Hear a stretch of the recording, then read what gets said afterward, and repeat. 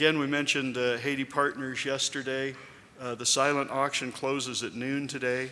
You can pick up your items between noon and 2:30. 2:30 is when the expo closes, so don't go later than that.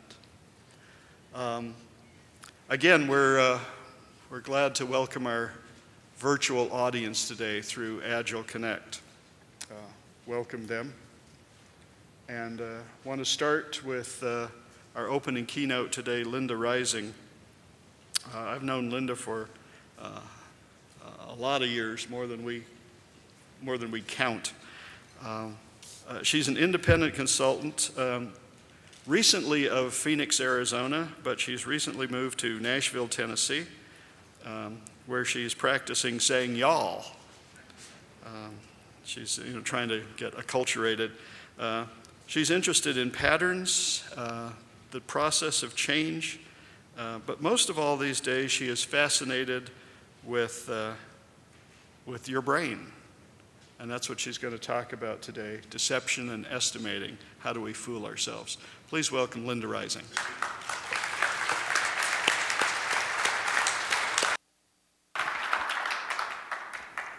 Thank you, Lee. How y'all doing? Pretty good. Yeah. Are you awake? I believe that every conference should have a weird talk, at least one. So I have taken it upon myself to step in to that role. So this will be the weird talk for this conference. And there will be some things that you won't like. So let me begin by apologizing. Say, I'm sorry. Some of these things are going to be upsetting. No one likes to hear about deficiencies in their brains. So I've also allowed a little bit of time at the end for questions. So as you run into those little bumps in the road, where you say, but Linda, well, wait a minute, well, just write that down, and we'll have a little time at the end for questions. And that goes for those of you who are in the virtual audience as well, because I know your brains are going to struggle with this talk. So I want to also apologize for not being an expert on this topic. My PhD is in computer science. And ahead of that are a lot of other degrees of various sorts, but they are all technical. And in that long string of degrees, if you looked closely at the courses that I signed up for, you would only find one psychology course, which I took because I had to. My husband says the reason you're fascinated with psychology now is that it's more technical. You can actually slide someone into an MRI machine and you can watch as their brains light up. And you can see whether they really prefer Coca-Cola or Pepsi. You don't have to ask. You can see it for yourself.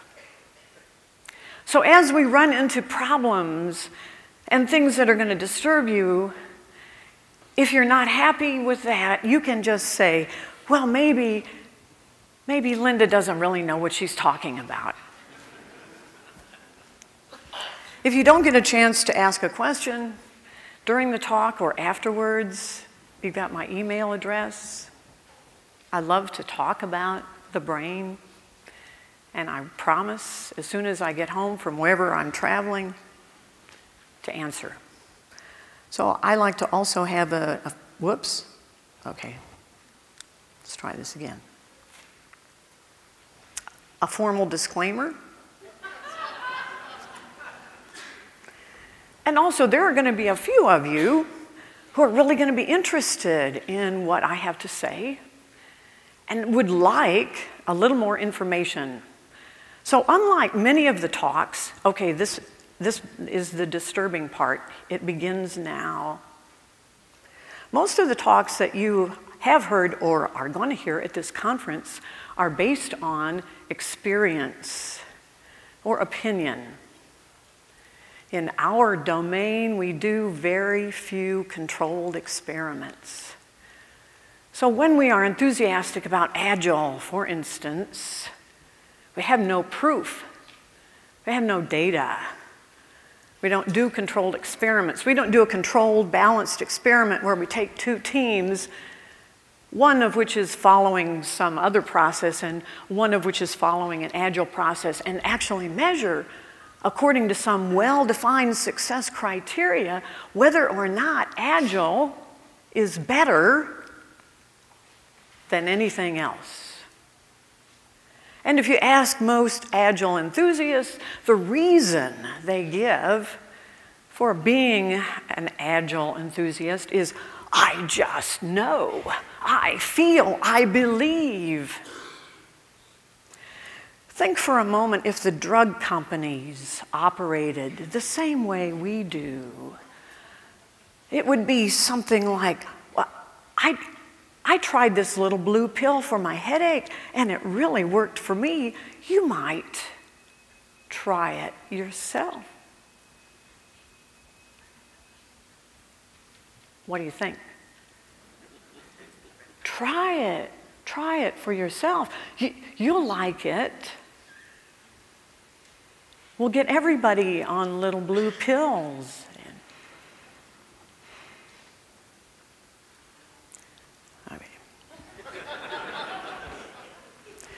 So this is a talk about deception, and if I'm traveling in a country where English is not the first language, I have to spend some time on this, but maybe even in Las Vegas. What does it mean? What does it mean? Deception, deception, because we're surrounded by it here. In fact, when we talk about how your brain works, the people who designed this place were masters of deception. I'm not going to tell you how long it took me to find the registration desk today to check out and then find my way back. I got lost several times, and I think that's intentional. Not on my part, but on the part of the designers. They're trying to lead me somewhere where I wouldn't normally go, by showing me something that's a little deceptive. Another word that could substitute for deception would be lying. Lying. So this is the message of the talk today, is that we do that. We do that to ourselves, and we do that to others all day long.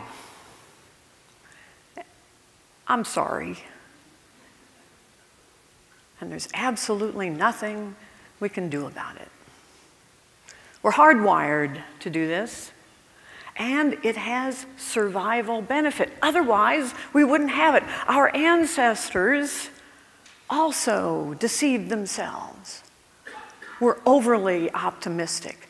And if they hadn't been, they wouldn't have survived, and we wouldn't be here today. So it's a good thing. You know, one of my favorite experiments about deception has to do with something that's been repeated many times. It's a classic experiment in psychology. Two groups of people that disagree violently on a subject. You all know I just moved from Phoenix, Arizona, so that an example that comes to mind is gun control. We have people who have decided opinions on gun control, for or against. So two groups of people who disagree on an issue were given a paper with data. That's numbers. And the paper was exactly the same for both groups. Both groups read the same paper about this very contentious issue. And what's surprising about this experiment is both groups said the same thing. this paper supports my point of view. How is that possible? How is that possible if they disagree and it's the same paper? How could they reach that conclusion? Any ideas? Cherry picking the data, that's one way of saying it, yes, yeah. Or, yes, we're using, notice the pronoun that we've already started using, they. Well, those people, of course, they have deficiencies. Not me, I would never do that. But those people, somehow distorted what they were seeing. So the psychologists tell us that we carry a set of filters on our brains, all of us, and it's unique. We each have our own little set of filters that we've been working on all our lives. So think about the filters I'm carrying around.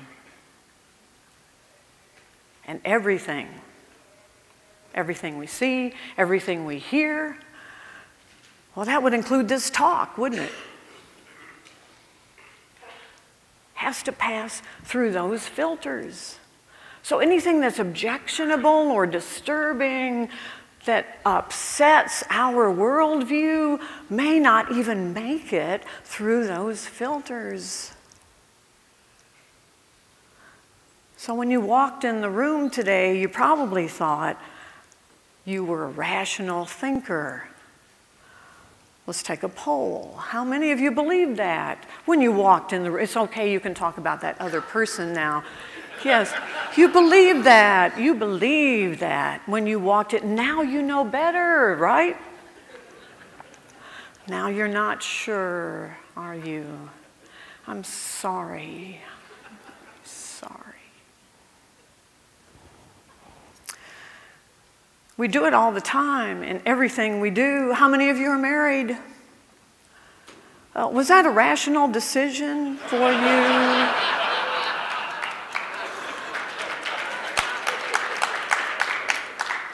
Did you make a little decision tree?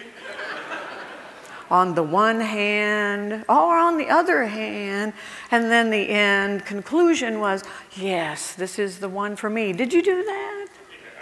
I have known some software developers who actually did a little decision table of some kind, but I think for most of us, that is not a rational decision.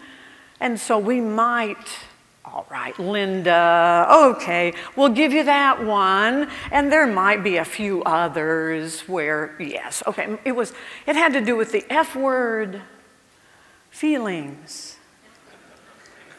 It was an emotional decision. So here's another bad part. The cognitive scientists are telling us now that all our decisions, not just those little fluffy ones that we might want to concede, but all of our decisions are made below the level of consciousness and are not rational.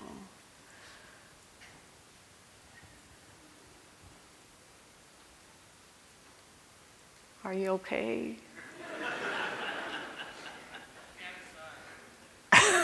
You can't decide. You can't make a rational decision. This is an interesting statistic. People who study things like this, say my good friend Michael Ma here is an expert on studying things and collecting data. Those people know. They understand about some of these kinds of decisions that we have to make. So some of those people have pointed out that when we die, if we want to buy life insurance, well, we can actually, it's a little bit like Las Vegas. We place a little bet on the table saying, no, I'll bet I'm going to die sooner and then you'll pay me a lot of money. Or actually, I won't be around, will I? Oh, but it's for my family. It'll be for my family. And when we look at those tables from all the people who study this, and we look at the expectation for our own lives, all of us tend to say, oh, but I will live about 10 years longer. So we all believe we're about 10 years younger than we are. Now, for someone my age, that doesn't really help much anymore. I need a lot more than 10 years. So I'll do my own deception. Thank you very much. The other interesting one here that had something to do perhaps with your decision to get married was, did you look at the statistics for divorce? And while waiting at the altar, did you say, well, 50-50, let's keep our fingers crossed? No, of course not. You thought those statistics are about other people. My marriage, on the other hand, this is forever. I have a good friend who's been married 5 times. I think she said that every time. Oh no, this time. So we're hardwired for this optimistic trait that we have, and it's a very good thing. We know that we have these little filters, so we see what we want to see. We don't even have to worry about things that we don't want to see, because those little filters will actually remove them from our consciousness. But what we are very good at, not making the rational decision, but explaining, after the decision has been made, why we made it. That's called rationalization, and we are superb at doing that. So we can explain to anyone very clearly, we can give the logical arguments why something was done, why we made a decision on our project or in our lives. We are superb at that. And of course, believing the whole time that, well, it's those other people who are biased or who distort information. We, on the other hand, see things as they are, objectively, clearly.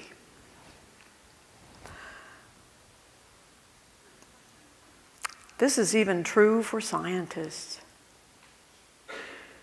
Oh, even scientists? Think about it. A scientist has an investment in some decision that was made at some point, has done research for years, coming up with certain conclusions. What is that scientist going to do when faced with data that shows perhaps that his life's work has been invalidated? Is he going to jump up and down and say, oh, yippee, science will make progress at my expense?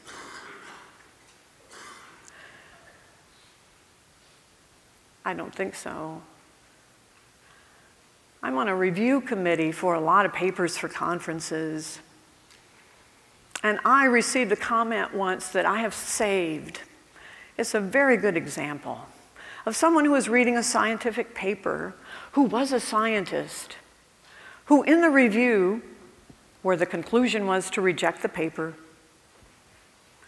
said, I wouldn't believe this even if it were true.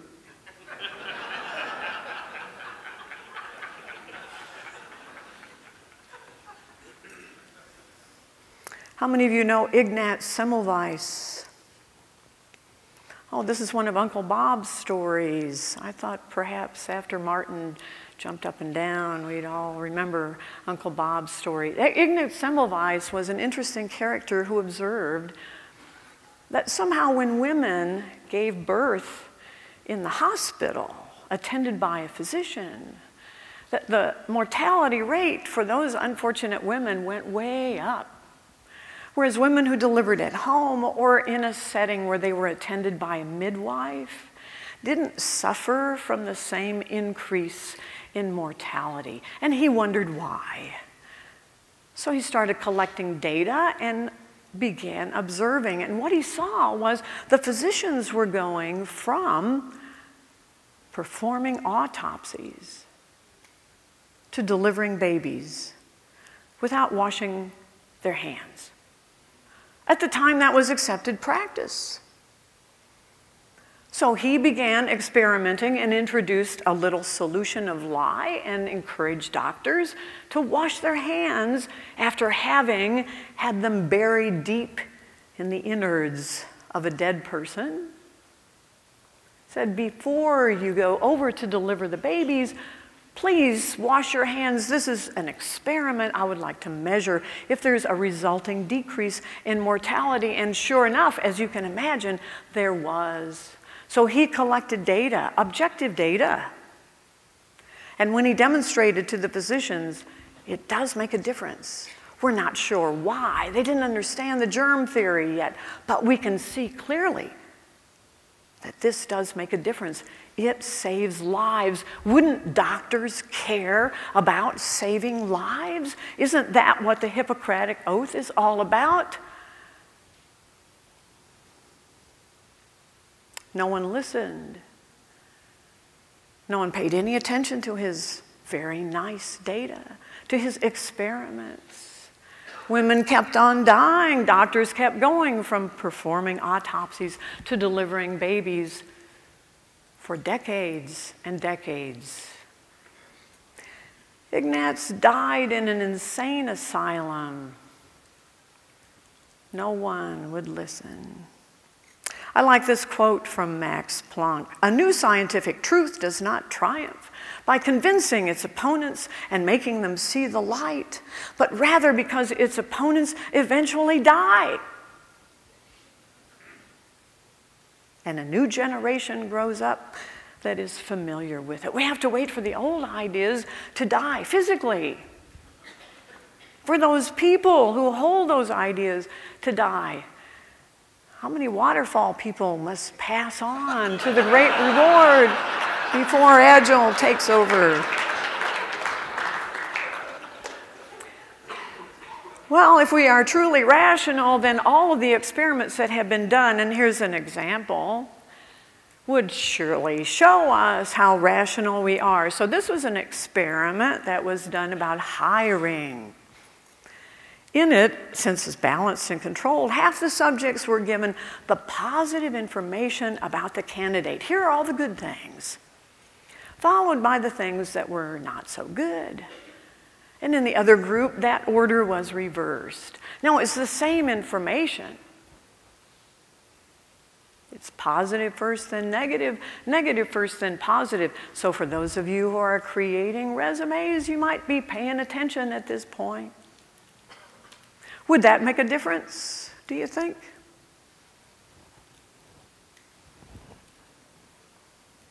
Well, it must make a difference or I wouldn't be talking about it. So what do you think? Which one had more influence? Positive first or negative first? Let's take a vote. How many vote for the positive first? What do you think? Ooh, it's going to be 50-50. Negative first. Hey, how many don't care? 2 people. Thank you very much. Okay.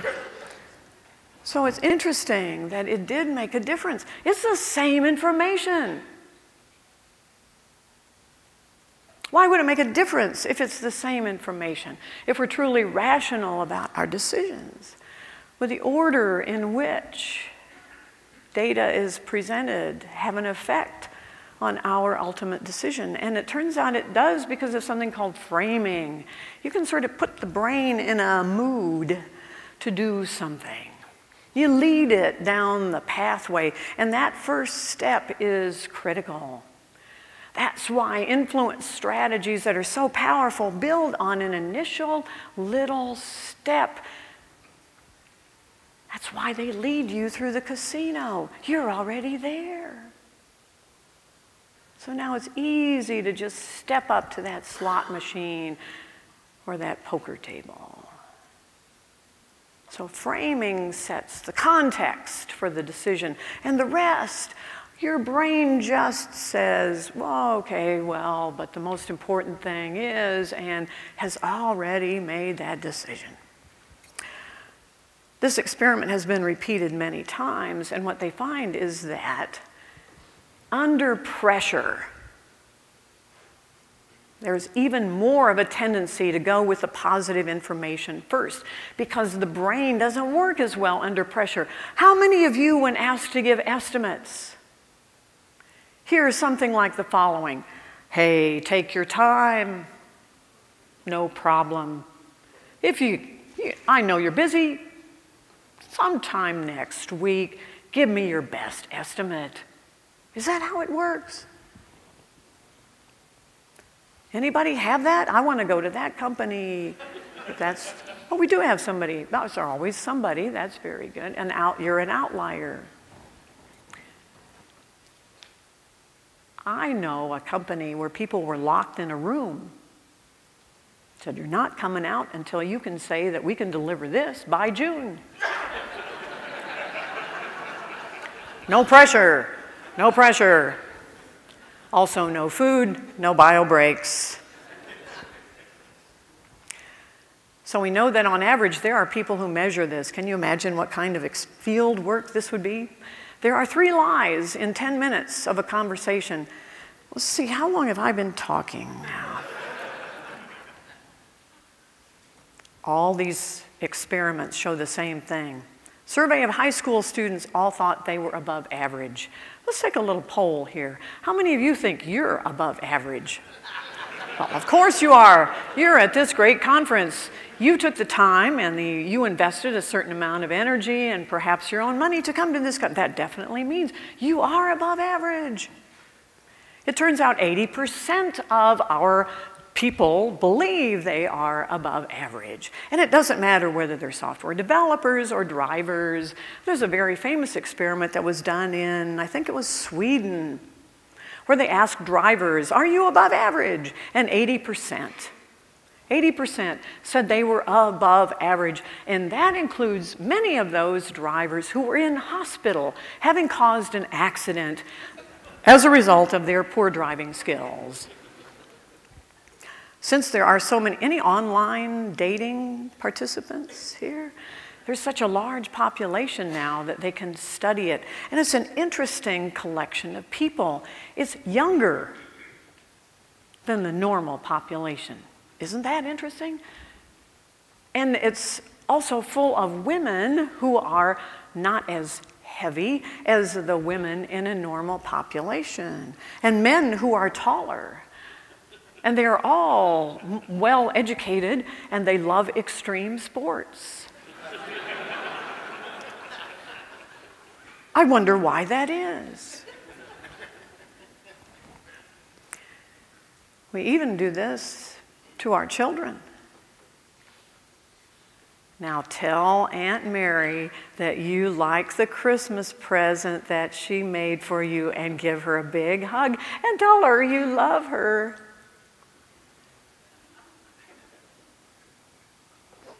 Is that a bad thing? So those of you who raised your hands when I said, are you married? Has your spouse ever come up to you having purchased some expensive new garment and asked, do you think this makes me look fat? And what did you say? Yeah, I'll tell you tomorrow, or I want a divorce.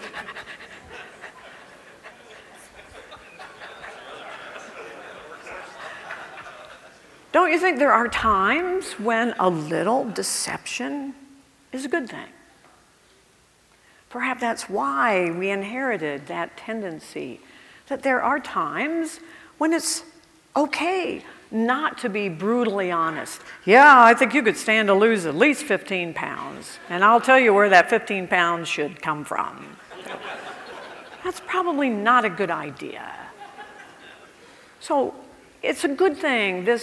It helps keep us together, a little deception.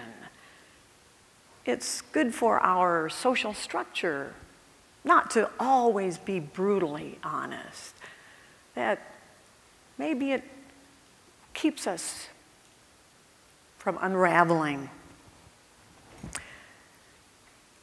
We do this with everything we eat and drink. Lots of studies to show that we're not very good at estimating how much we've had to drink. Well, maybe that's not a surprise to you.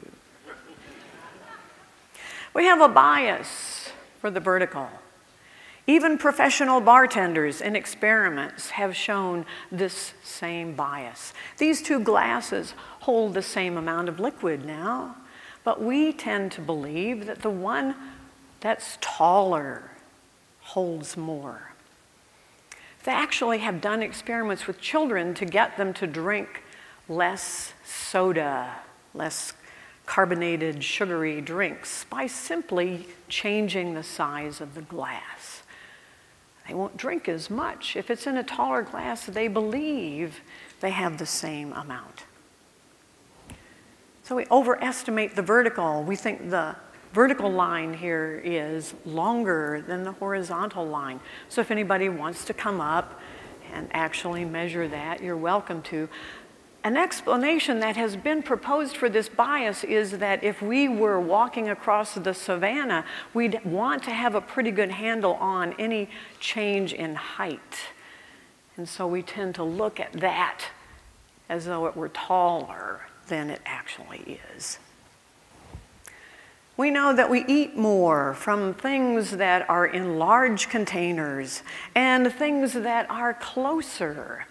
So anyone here on a diet, one of the things that you can do that's very easy, that doesn't even involve a lot of change, is simply buy dinnerware with smaller plates or smaller bowls. And don't serve from the table. Put those serving dishes at least 3 feet away so that you're forced to stand up and take a few steps to get a second helping. Lots of studies that show simply increasing the distance between you and food means that you will eat less. And of course, your appetite detector is not very good and it's slow, so you won't even notice the difference. One thing that we do know about, well, most of the people in this room, I think, you spend most of your time sitting in front of a computer or sitting in a meeting room or sitting listening to somebody talk. We spend most of our time sitting. That we were designed to walk. We're walkers. We should be standing. We should be moving. I have a whole talk on that, so I don't have time to give it today, but as a result of all this sitting, we have destroyed the relationship between the hormone that regulates appetite. We begin to believe we're hungry even though we haven't used up sufficient calories. Sitting has altered our hormonal interactions. We know that names influence how much we eat. If we order something from the menu and it's called decadent chocolate volcano cake to die for, that we will not only pay more for that, and we will eat more of it, but when interviewed at the end, we will say we enjoyed it more than if it had been called chocolate cake. Well, that's other people, of course. That's not you. Oh. What happened? What happened on 9/11? I remember being in an airport. I never got anywhere. I couldn't understand what was happening, and nobody was telling anybody anything. And we were running around, and we could see pictures, airplanes flying into buildings. What was that? What was going on? Finally, they said, you know, we're not going to be having any flights today. You better all go home. Go home. And what we did there was watch airplanes flying into buildings. Had a profound effect on how we viewed the world.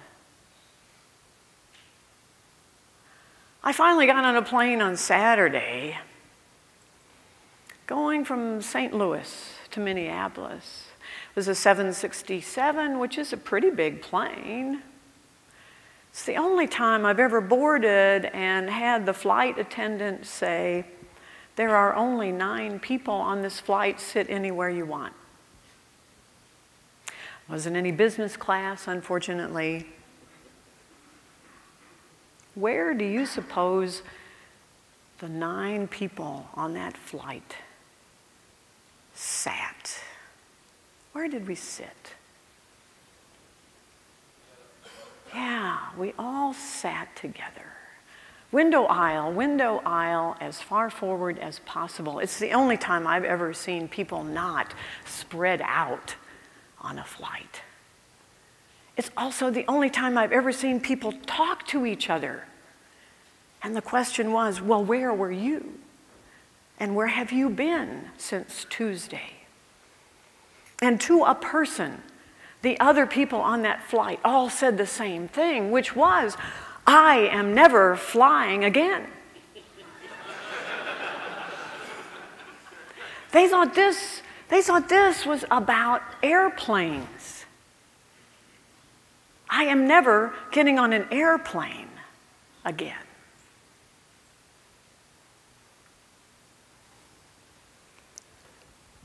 Well, what did Americans do? If they said, I'm not getting on an airplane again, did they stop having vacations, driving down to the lake over the weekend? Of course not. They just altered their transportation mechanism. Instead of an airplane, they chose to drive. They had altered their view of the risk of those modes of transportation. They now saw airplanes, and most people are willing to do that anyway because most people are afraid to fly. So any little excuse will push that decision in the direction of, I'm not getting on a plane again. So they began to drive. And in driving, had more accidents. And in those accidents, killed more people. In fact, at the end of a year, 800 extra people died. That's 3 times the number killed in the 4 planes on 9/11. I mean, for those with a macabre sense of humor, you might say perhaps that's what the terrorists had in mind. Can you imagine what that meeting was like? I've got a great idea. We'll fly some planes into some buildings, and then the Americans will be afraid to fly, and they will start driving more and kill each other. Brilliant. Brilliant. It altered our perception of risk. We did that. We did that. Those 800 lives. We did that.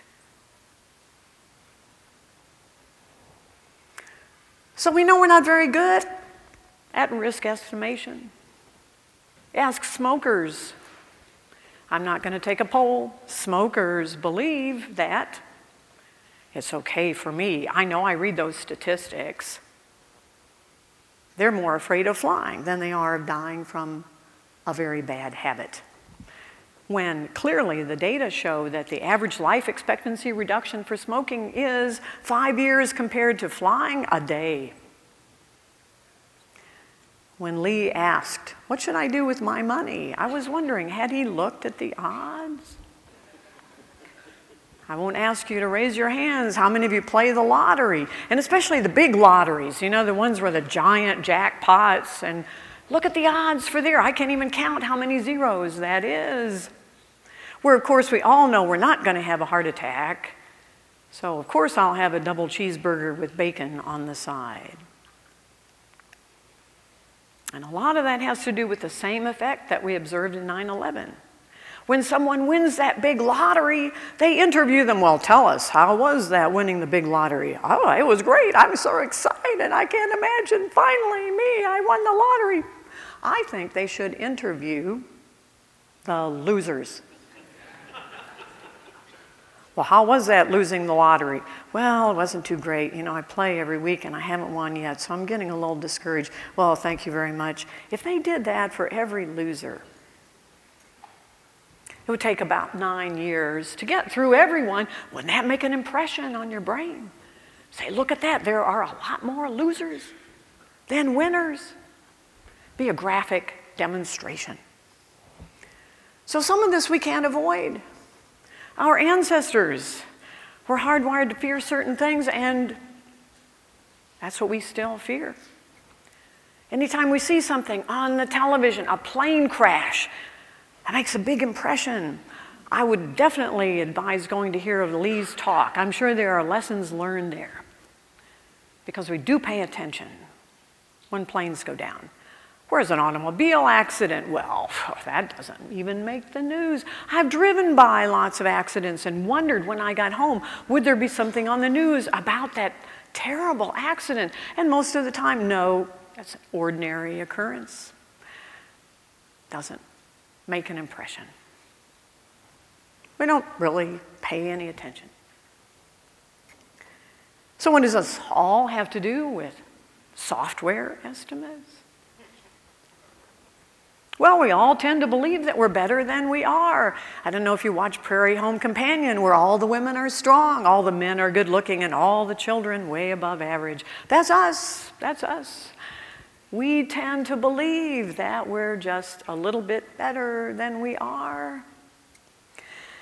In fact, I have often thought to myself, if I really understood what you were thinking right now about me and this talk, I probably want to run back to my room and hide with the covers over my head.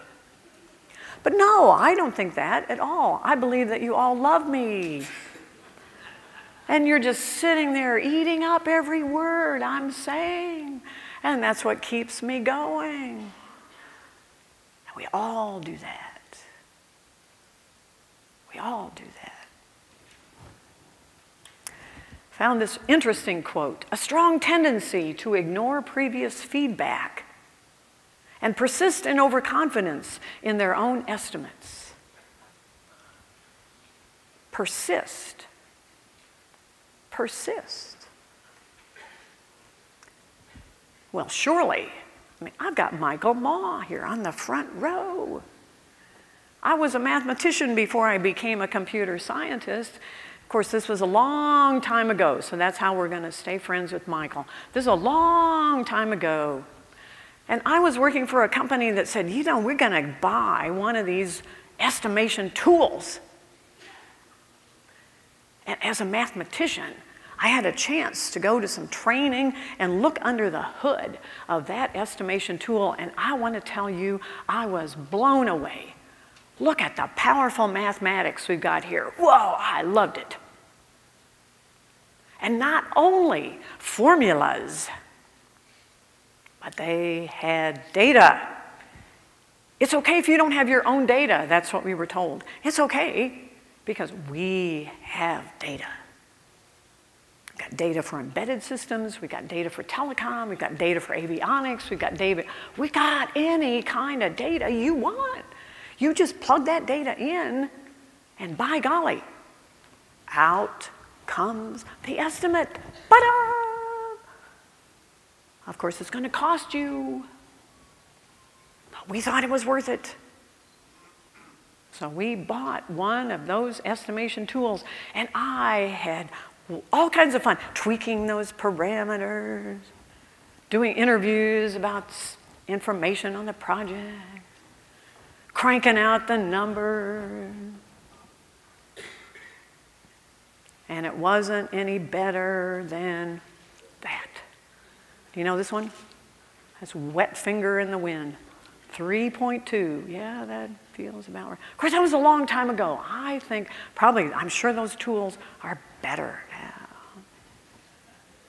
I was talking to somebody recently after I had given this talk, and he said, you know, I'm looking for some formulas. I need to have some way of justifying to my boss. I can't just do that.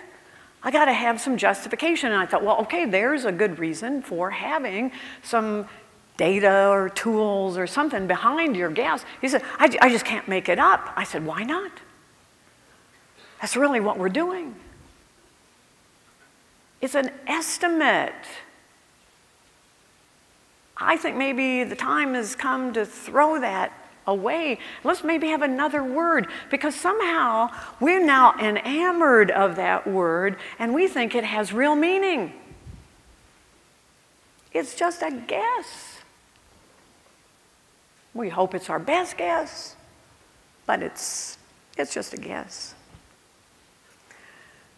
So I promised that if you were interested in any of these experiments or topics, that I could send you information about it. So here's an article that appeared in Harvard Business Review, which I have and I will send you. Shh, don't tell Harvard Business Review that I said that, but it's okay. This was an experiment that was done with managers. Oh, how many managers in the room? Okay, good. So it was an experiment done with managers, and they were managing a little project. There was a sort of a scenario-driven thing where they said, okay, we're going to see how well you do. The managers were managing the project, and then all of a sudden, things started to go wrong. The managers had to make some decisions, what to do when things go wrong. So they did, and some of those decisions were not very good. Hard to imagine, I know. They got to the end, and the people who were running the experiment said, well, let's do a little retrospective. Let's look back on what happened here, and let's examine those decisions, and let's see whether or not they were the best possible decisions, given what you know were those the best things to do. And the managers agreed, well, probably not. I think we could have done a better job. Now that we look back on it, well, that's what we like, isn't it? At the end of each interval, whether it's a short 2-week delivery span or whether it's a long release schedule, at the end we look back and we do a retrospective. I'm a fan of retrospectives. And we learn from that. Or that's the intent. So what happened here? Did the debrief with the managers. Oh, yes, we could have done a better job. Let's examine those decisions. And then another scenario with the same set of managers. Things began to go south on the project. And what did the managers do? They made the same mistakes. Well, that's managers, right? Or those managers. Those managers.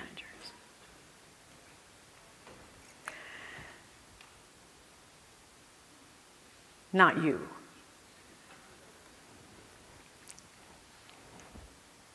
So an estimate is just a guess. It's based on our experience. And we should be learning from our experience. We should be doing the best job we can of learning from our experience. But I know this is really difficult, especially for those of you who are doing Agile, and you know that we're better at shorter estimates than we are at longer ones. But your estimates, I don't care what tool, what method, whether you stay together as a team, I don't care what you're doing. Your estimates will never be perfect. I'm sorry. Even if you're tracking them and you say, oh, we're getting better over time. Oh, that's a good thing. And you should be learning. But there's no guarantee that the next interval, release, project will be close enough to what you've just done so that your estimate will be perfect. How many of you have read The Black Swan?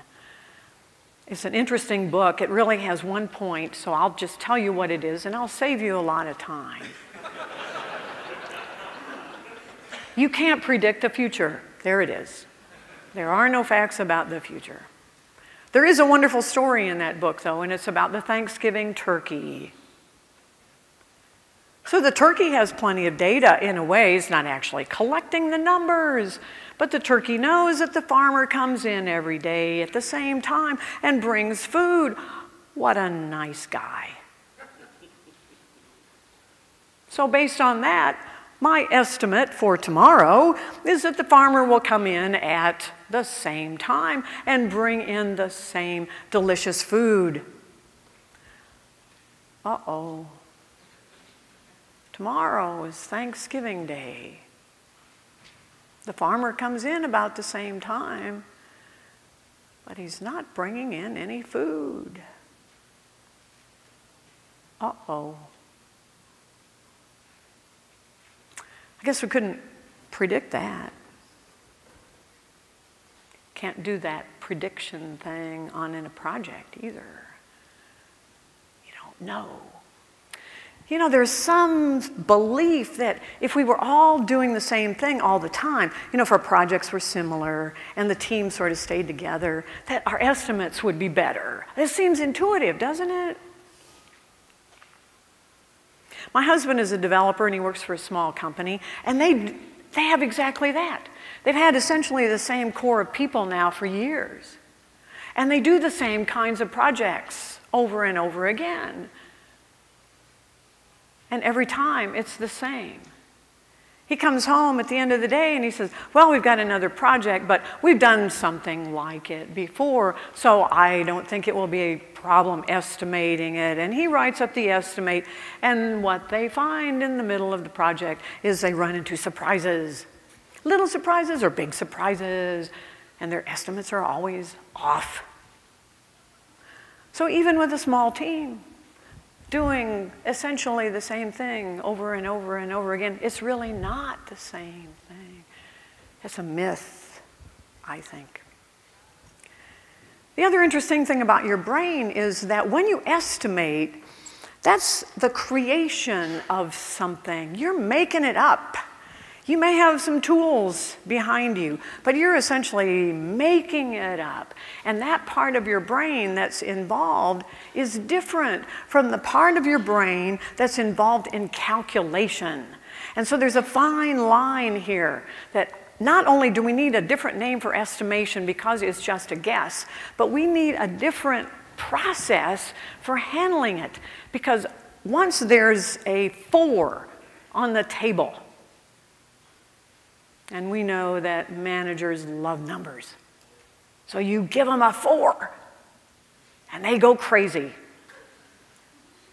And they start to do inappropriate things with that number 4. They believe that since it looks like a 4, it must be a real 4. When in reality, it's just a guess. There must be some way of either writing it in purple ink or something to say, this is really not a 4. It looks like a 4, but it's not. It's a guess, and it's kind of like a 4, but not really. Because for those of you who understand a little bit about number theory, you realize that if you take that 4 that's kind of a squishy 4, and you start doing inappropriate things to it, like adding, subtracting, multiplying, dividing, those are inappropriate operations on a squishy 4. It just doesn't work. It's a lot like, well, everybody's seen a sports game where the guys on the field have numbers on their backs. Suppose we said, well, look at this team. I wonder what the average number is for that team. Oh, I see, it's 46. Well, they must be pretty good. No, those numbers don't mean anything. They're just ways of identifying something. Actually, I have no idea where those numbers come from. How did they decide who's a 14, for instance? Is that a good thing to be a 14? So they're just labels. They're squishy. They move if you try to add, subtract, multiply, or divide. And so we also need to be realistic about how we do these. They're different parts of the brain, they're different kinds of things, and the name for it should be different, not only for the thing itself, but for the process. We have a lot of problems here. I see our best hope as relying on what we can see just ahead. We know that intervals now in agile development of any flavor are getting smaller, and I think that's a good thing, because trying to do an estimate for 2 weeks, we're going to be better, and we're going to know more, and we're going to be closer to what's really going to happen than, I can remember estimates that went out for years. Working with the government, working with Boeing on the 777 airplane. How did that happen? 2 guys sitting over a beer, and the guy in Boeing is promising the guy at United, oh sure, we'll have those planes ready by, and out pops a date. Where did that come from? And then it got filtered down to those of us who were digging the trenches. We said, okay, it's June of, okay, we'll do the best we can. So 2 weeks, wow. Enormous improvement. An incredible benefit to not only have the shorter interval, but to have with you at that point the stakeholders, to have transparency. To say, given what we just saw with this team, and here's our backlog, we think we can promise. It's so much better than it was like a dance, what we used to do in software development. It was the dance of deception. Yes, we believe we'll have it in 2 years. And the person we're dancing with, of course, knows that we're not going to have it then. But they say, oh, thank you. We'll be happy to see that in 2 years. We were both deceiving ourselves. We were both pretending that we were going to deliver on time. So now when someone who still follows that model said, well, if you're only looking 2 weeks ahead, how can you promise that you're going to deliver at some point in the future? And I said, well, how did we do it in the past? With the dance of deception. Oh, yes, we can deliver. And of course we didn't. We were just deceiving ourselves. We lean on each other in an agile team, and we think, well, that's good, because I'll tell you what I think, and you tell me what we think, and we'll put all those gummy bears in the middle of the table, and we'll shake it up, and that'll be pretty good. So experiments show that when you're with a group, your ability to estimate goes down. You kind of lean on the group in a way and say, well, I'm not sure how long this will take, but hey, here, Fred's going to help out, and Joe will be there, so yeah. You even become more optimistic about your capabilities than when you are by yourself. And what we know is that you can't just buy into a little piece of Agile. It's got to come as a package. You need to do retrospectives. You need to look back and try to do the best job you can of learning from your experience. You need to be transparent. Everyone needs to be honest about what's happening and honest about the fact that an estimate is just a guess. Would be a good place to start. I love this quote from Ron Jeffries. The main thing to remember is this is not a fact. What will happen isn't just what you laid out there. It'll be a lot like that. but it'll be somewhat better or somewhat worse. And once in a while, you'll get lucky, and you'll do lots better, and sometimes you might not even come close. However it goes, the good news is that you don't have to wait until the end. In the iteration plan, every couple of weeks, you have a chance to reassess where you are and how fast you are going, so you will have every opportunity to steer your project to success. That's the Agile method. I could not say it any better. It's not about perfection. You know, there are some people, though, who they just want an answer. So I had a very good friend of mine who sent me this picture after he heard this talk, and he said, okay, Linda, you have my permission to pass this on. So if you really want a number, just ask the estimation goat. Go to estimategoat.com, and the goat will tell you. If you want to know whether you should marry that nice person you've been dating for 6 months, you can also ask the goat that. In fact, the goat can answer anything. Anything you want to know, just ask the goat. Now, whether or not you want to cite that source of information in your estimates or not, I leave that up to you.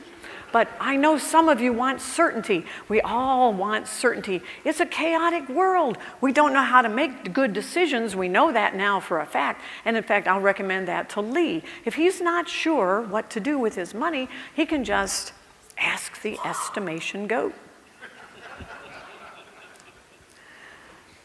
So I know it's been a little discouraging. And you might be thinking at some point, well, I'm really not too happy with this. You know, Linda, you've been telling me that I just don't know how to make good decisions and that my brain is kind of a hack. Suppose someone offered you a chance, said, I'll solve all your problems. You take this magic pill, and all of that will go away. All that deception will disappear, and you will be perfectly rational about everything. Not only your estimates, but your religion, your politics, gun control, any issue, you'll be perfectly rational. Would you take that pill?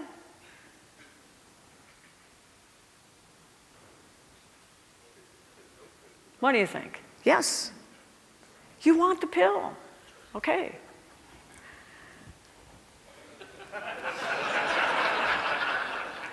Let's have a look at the very small segment of the population that is perfectly rational.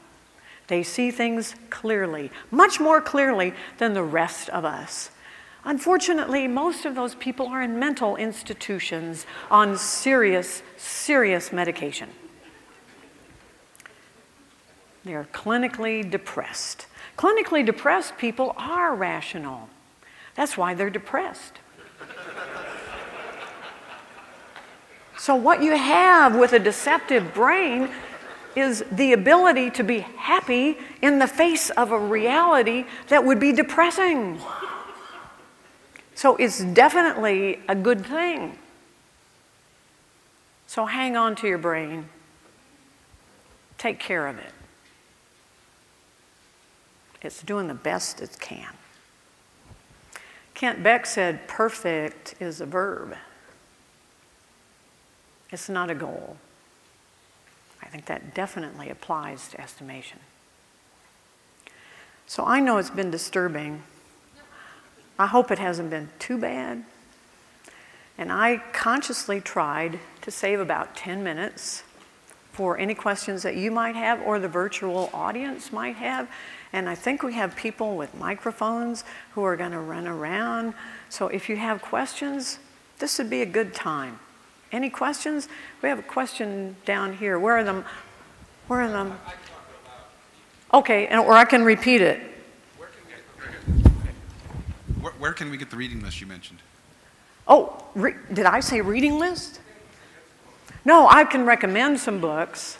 Yeah, I can recommend some books. Actually, the best book, if you just wanted to start with a book, is called Stranger to Ourselves. It's a book by Timothy Wilson, who's a cognitive scientist at the University of Virginia. And it's a very good introduction to the whole area of how we make decisions, how we think. Stranger to ourselves. But I have others, and I can be happy to email you some other places where you can go to learn about the brain. Other questions? Got one?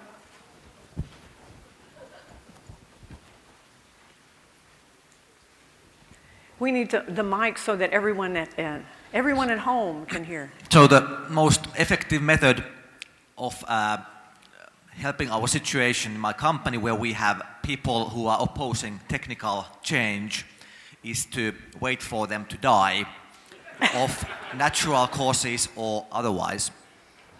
Now, yeah, that is if a little that discouraging. method is sort of the number one method, do you have any ideas what could be perhaps alternative number two method? Yeah. Ooh, that's a good question. Actually, I teach a little class on influence strategies because I find that technical people, well, I'm a technical person, and that when I wrote the book Fearless Change, someone of our reviewers said, you know why these patterns work so well is they sit on a body of knowledge in social psychology called influence. And that, to me, was an unknown area. I mean, I've heard of influence, but I didn't know there was a field called social psychology, and I didn't know there were people who exclusively did research in that area. So that changed my life. And what I tried to do after that was put that material together in such a way that I could hand it to you. Because I'm assuming that most of you don't know all of those things about your brain and all of those things about ways to move people in a direction. If Ignatz had known some influence strategies, he wouldn't have died alone in an insane asylum. He would have been able to move those physicians to be more open to his data. So I recommend, there's a book called Influence. In fact, it's in the bookstore. It's by Robert Cialdini, and it's an excellent, excellent place to start. Yeah, that would be better than just waiting for them to die. You're right. Yeah. Other questions? Linda, I have one from the virtual audience. Oh, the virtual. Back here. Yes, way back in this corner. Okay, yes. This person asks, given that your premise is that the original estimate is optimistic to begin with, what's your suggestion when the project leads reject the original estimate as having too much time or resources? You know, I definitely believe in transparency. And I think it's always a good idea if all the stakeholders are involved in deciding what the estimate should be. And it can only ever be about the best it can be. So your best estimate might involve more resources than you have. That's a fact of life. I mean, I don't know anybody who's ever worked on a project who said, hey, we've got plenty of money, we got so many people, we don't know what to do with them, and we've got a lot of time to deliver this functionality. The customer is happy to wait until we're ready to deliver. I don't know anybody unless, wait, what about you, sir? That we have our one outlier here. But normally there are constraints. There are always going to be constraints. There's no answer for that. No way to magically make extra people appear. Sorry. Other questions?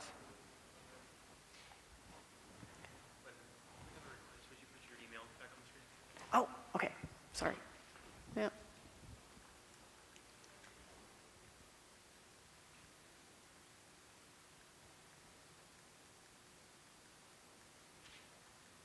There must be a better way to do this. Okay. Linda, we have a couple of questions from the online audience. If you want to take more from here. Sure. You say group estimating is actually worse. What about estimating techniques like using poker cards and discussions? I like poker. I think you should use whatever works.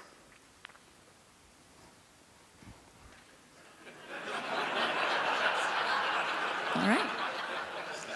And why not? And why not? I have another one. Sure. Are estimates in agile projects or by Agile teams better than others? When I started introducing patterns into the company where I was working in Phoenix, Arizona, I got this question all the time about patterns. I said, well, Linda, if we start using these design patterns, are they going to make our designs better? I didn't really have an answer for that, and finally I came up with one, which was, well, how good are you now? On a scale of 1 to 10, are you a 7 or a 5? So that's the unfortunate state of our industry. We have no way of measuring where we are now, let alone whether some new approach or new tool or new planning poker or gummy bears or t-shirts, will that make us better? You have to know where you're starting in order to have a comparison to show an improvement, and we don't. So we make decisions all the time about what we will do and what tools we will buy and what process we will follow on essentially the word of mouth of somebody at some conference who said, hey, Agile is great. Do it. Did I answer that question, or was that? Said, will that make us better? Yeah. We don't know. It's pretty dismal, isn't it? The state of our industry. And it's not any better now than when I started decades ago. We're still going through the same. I go to presentations now and I think, wait, I heard this same presentation take out that programming language or that methodology and substitute some other for it. It's the same discussion. We're not moving forward. And the only way that will happen is if we do controlled experiments, and we can clearly show. We can start collecting data that say, hey, we have this. Maybe Michael will lead us. Hey, Michael, we need to start doing a better job of collecting data so that we know where we are now so that we can make those decisions, not based on, oh, that looks exciting, or that's new and cool, or hey, I heard that, or here's a famous person who wrote a book about it. No, we'll have some clear decision-making criteria because we know our brain needs all the help it can get. Other questions? You have been absolutely wonderful. Thank you for staying with me.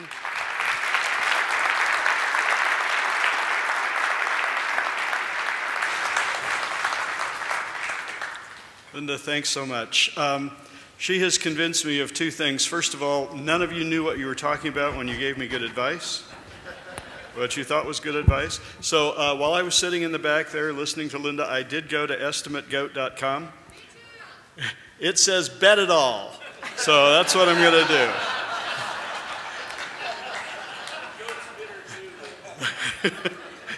do. We have a quick break now. We're going to reconvene at 10:15. That's when class sessions start. That's when we have another keynote here. Have a good day. See you later.